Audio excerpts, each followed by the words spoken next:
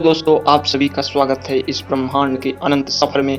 आज हम आपको बताएंगे ब्रह्मांड कैसे बना और जितनी भी सारी थ्योरी, चाहे वो धर्म से रिलेटेड हो, चाहे जो वैज्ञानिक रिलेटेड हो, वो सारी आज आपको थ्योरी पता लगेगी कि ब्रह्मांड कैसे बना। इसीलिए इस वीडियो को पूरा देखना और आप डिसाइड करना कि ब्रह्मांड कैसे बना और कौन सी थ्योरी सही है और कौन सी थ्योरी गलत है। आज हम इस वीडियो में सारी थ्योरी के बारे में बताएंगे, चाहे वो धार्मिक हो, चाहे वो काल्पनिक हो, चाहे वो वैज्ञानिक हो, सारी थ्योरी के बारे में इस वीडियो में बताया जाएगा। इसीलिए इस तरह का वीडियो देखने के लिए पहले वीडियो को लाइक और चैनल को सब्सक्राइब कर दे। वीडियो बनाने में बहुत मेहनत लगती है, इसलिए लाइक सब्सक्राइब कर दे भाई। सबसे पहली थ्योरी की तरफ चलते हैं, जो वैज्ञानिक थ्योरी है, बिग बैंग थ्योरी।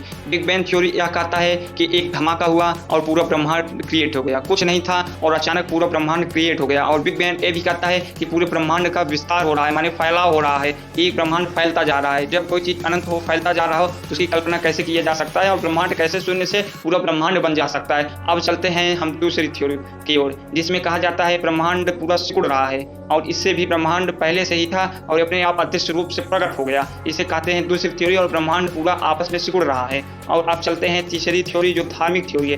धार्मिक थ्योरी यह कहती है, जो हिंदू धर्म से रिलेटेड है, जिसे हम महादेव कहते हैं। महादेव माने महादेव नहीं, आदि महादेव। इसमें हमेशा ध्यान देने वाली बात है, एक महादेव है, एक आदि महादेव है। आदि महादेव उन्हें हम कहते हैं जो इस ब्रह्मांड को क्रिएट किए हैं, जो इस ब्रह्मांड के पार रहते हैं। और महादेव हम उन्हें कहते हैं जो इस ब्रह्मांड के अंदर रहते हैं और ब्रह्मांड को संचालित करते हैं। दोनों अनंत हैं, लेकिन आदि महादेव जो है महादेव महादि महादेव के रूप हैं। यह समझना रच के मुश्किल है, क्योंकि ज़्यादातर हिंदू धर्म के बारे में आपको नहीं पता होगा, लेकिन यही हिंदू धर्म की थ्योरी है, इसी के बारे में बताया गया। आदि महादेव ने ब्रह्मांड को क्रिएट किया, उन्हीं के सारे रूप ब्रह्मा, विष्णु, महेश और महादेव हैं, उन्हीं के रूप हैं आदि महादेव, जिन्हें परम शक्तिशाली कहा जाता है, जो निरंकारी है, जिसका कोई आकार, जिसका कोई भी रूप नहीं है, उन्हें हम निरंकारी कह सकते हैं। इन्हीं ने ब्रह्मांड को पूरा निर्माण किया, एक शून्य से पूरा ब्रह्मांड का निर्माण कर दिया, क्योंकि वो हम बाहर थे। और फिर हम दूसरी थ्योरी के चलते हैं कि जैसे इसके बाद दूसरी थ्योरी चलते हैं। दूसरी थ्योरी यह कहती है कि हम एक लोग एक कंप्यूटराइज सिविलेशन है, जो एक कंप्यूटर के अंदर, जिस प्रकार हम लोग गेम देखते हैं रोज, गेम के अंदर पूरा एक ब्रह्मांड क्रिएट रहता है। उनके लिए अब हम नहीं बता सकते उनके लिए क्या फील होता है, लेकिन उनके लिए हम लोग ही भगवान हैं और हम लोग उस गेम के क्रिएट करते हैं। उन लोग को कभी भी नहीं पता लग सकेगा कि हम ही लोग ने उनको प्रोग्राम किया है, उनकी क्षमताएं हम ही लोग ने निर्धारित किया है, वह यही कर सकते हैं, यही जा सकते हैं। और ब्रह्मांड में उनके जो गेम के अंदर ब्रह्मांड हम लोग क्रिएट करते हैं, उसकी भी हम लोग ने सीमाएं तय कर दी है कि इसके आगे वो नहीं जा सकते हैं, एक काम नहीं कर सकते हैं, पूरा बाहर नहीं निकल सकते हैं, और वो कभी चाह के भी उस ब्रह्मांड के बाहर नहीं निकल सकते हैं, ना कभी पता कर सकते हैं उस गेम के अंदर।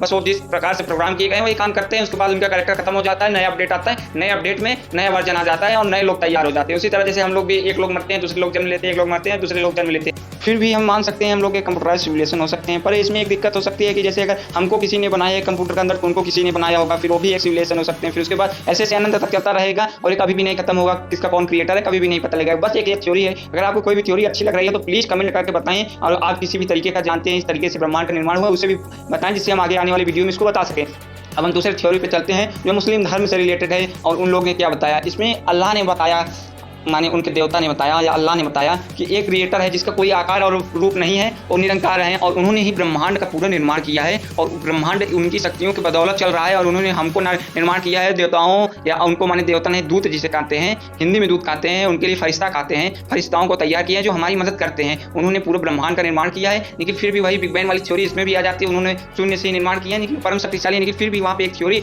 इसको गलत साबित कर देती है। अगर उन्होंने हमको निर्माण किया है, उनको भी कोई निर्माण किया है, लेकिन हम लोग यही कहते हैं कि वो परम शक्तिशाली है। लेकिन परम शक्तिशाली से भी कोई भी शक्तिशाली होगा, क्यों से यह भी अनंत तक चलेगा, क्यों से ब्रह्मांड का इतना आसान चीज नहीं है जिसका हम आसानी से पता लगा सके। ना कोई धर्म सही तरीके से बता पा रहा है, ना कोई साइंटिस्ट सही तरीके से बता पा रहा है ब्रह्मांड का कैसे निर्माण हुआ।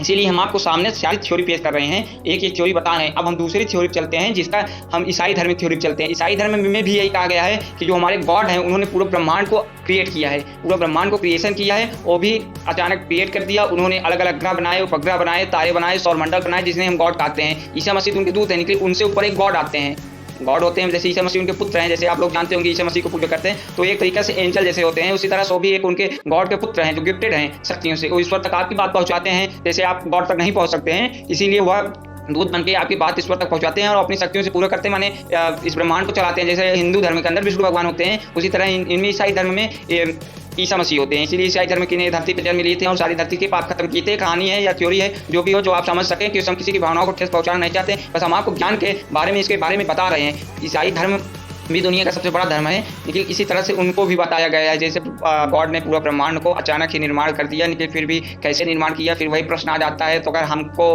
गॉड ने तैयार किया तो उनको कौन तैयार किया, अब बताओ। फिर वहीं पे आके हम लोग फंस गए कि ब्रह्मांड किसने तैयार किया, फिर हम लोग नहीं पता लगा पाए। लेकिन हम इसके बाद भी थ्योरी देंगे, जो थ्योरी रहेगी। अगर आपको कोई थ्योरी पता हो कमेंट करके प्लीज बताइए। और अगर अभी तक वीडियो को लाइक और सब्सक्राइब नहीं किए हैं तो भाई साहब वीडियो को लाइक और सब्सक्राइब कर दी। मेहनत बहुत लगती है सारी थ्योरी लेने में, अब हमारे पास बहुत सारा काम है, लेकिन भाई प्लीज लाइक। चलो अब हम एक थ्योरी पे और चलते हैं। अब यह थोड़ी यह कहती है कि ब्रह्मांड अपने आप बन गया। अब सवाल उठता है ब्रह्मांड अपने आप कैसे बन गया, आप कैसे कह सकते हैं कोई चीज नहीं है अपने आप बन गया। इनके लिए भी थ्योरी सही है कि ब्रह्मांड समय से परे है, इसमें समय का कोई भी वैल्यूएशन नहीं है और यह अनंत से था और अनंत तक रहेगा। इस ब्रह्मांड को कोई नहीं खत्म कर सकता और ये ब्रह्मांड हमेशा तक रहेगा। ये एक थ्योरी है, मैं बता रहा हूँ। किसी थ्योरी पर विश्वास मत करना, अगर करना तो अपने सूझबूझ से करना। सब अलग अलग अपनी थ्योरी दिए हैं।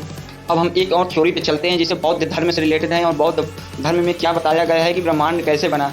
बौद्ध धर्म में यह बताया गया है कि ब्रह्मांड को किसी ने ईश्वर ने नहीं बनाया, कोई ईश्वर नहीं होता है और ब्रह्मांड ही अपने स्वयं से बन गया है। बौद्ध धर्म के अंदर गौतम बुद्ध ने स्वयं बताया है कि ब्रह्मांड में कोई ईश्वर नहीं है और ये ब्रह्मांड अपने आप बन गया है। उन्होंने बहुत सारी ज्ञान की बातें बताई हैं, उसमें से यह एक बातें हैं जो उन्होंने ब्रह्मांड के बारे में बताया गया है। कोई क्रिएटर नहीं है, ब्रह्मांड स्वयं से बना है और यह स्वयं से रहेगा और स्वयं ही इसका विनाश होगा। यह गौतम बुद्ध ने बताया। बस ये थ्योरी है, कोई भी अपने दिल पे या दिमाग पे न लें, बस अपने सूझबूझ से काम लिए। थ्योरी होती है, उसे अभी प्रूफ नहीं किया गया। चलो हम चलते हैं दूसरे थ्योरी पे। यह थ्योरी यह कहती है किसी हम कण के अंदर एक अणु के रूप में है, जो जैसे इलेक्ट्रॉन प्रोटॉन न्यूट्रॉन होता है उसमें सारे चक्कर मारते रहते हैं। उसी तरह हमारा सौर मंडल भी ब्रह्मांड का चक्कर मारता रहता है। सारी चीज़ यहाँ पे स्थिर नहीं है, सब कुछ चलते रहते हैं, ब्रह्मांड में घूमते रहते हैं। उसी प्रकार हमारा ये जो कण है, हमारे ग्रह भी देख रहे हैं, उस कण के अंदर भी होता है, सब कुछ चलता रहता है। जैसे इलेक्ट्रॉन चक्कर मारते रहते हैं, उसी तरह हमारा ब्रह्मांड के अंदर जो ग्रह उपग्रह सूरज सब कुछ चक्कर मार रहे हैं, एक दूसरे के चक्कर किसी न किसी तरीके से चल रहे हैं, मूव कर रहे हैं। उसी तरह जैसे कण के अंदर इलेक्ट्रॉन प्रोटॉन न्यूट्रॉन होते हैं, इलेक्ट्रॉन में से चक्कर मारता रहता है, उसी तरह ये ब्रह्मांड ऐसे ही निर्माण हुआ है। एक थ्योरी है, माने जिसे कहते हैं हम कण के अंदर कण है, और फिर इनके लिए आप थ्योरी रच के उल्टी हो जाती है कि उसे अगर ऐसा होगा फिर उनके बाद उनका कोई होगा, फिर उनके बाद उनके कोई कण में होंगे, ये आनंद तक चलता रहेगा। जैसे आप आंटमैन मूवी देखें, उसके अंदर जाते हैं और उसे हम बड़ा भी कर सकते हैं, बड़े बाहर जाएंगे तो बड़े लोग मिलेंगे। उसी तरह समझ सकते हो आंटमैन